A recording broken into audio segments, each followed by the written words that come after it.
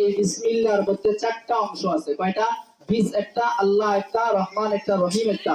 কোন ব্যক্তি যদি বিসমিল্লাহির রহমানির রহিম পড়ে, আল্লাহ তাআলা তাকে 4 প্রকার গুনাহ থেকে হেফাজত করবেন। 4 প্রকার গুনার কাফারা হয়ে যাবে। 4 প্রকার গুনার কাফারা হয়ে যাবে। দিনের গুনাহ, রাতের গুনাহ, প্রকাশ্য গুনাহ, অপ্রকাশ্য গুনাহ। এই বিসমিল্লাহর মধ্যে 19টা হরফ আছে। কয়টা হরফ? 19টা হরফ। কোন ব্যক্তি যদি ফজরের নামাজের পর 19 বার বিসমিল্লাহ পড়তে পারে, আল্লাহ তাআলা তাকে ওই যে জাহান্নামের মধ্যে কিন্তু 19 জন ফেরেশতা আছে নিযুক্ত, তারা শাস্তি দিবেন।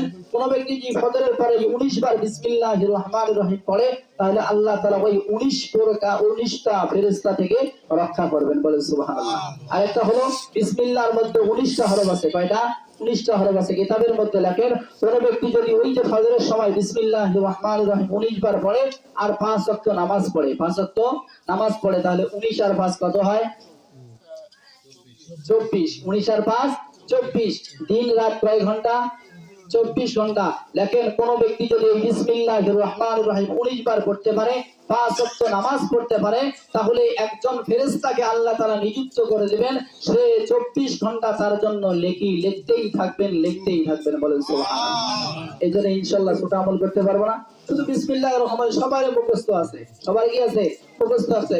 সামান্য একটু আমল করব, বিসমিল্লাহির রহমানির রহিম করব, আল্লাহ তাআলা একজন ফেরেশতাকে নিযুক্ত করে দিবেন।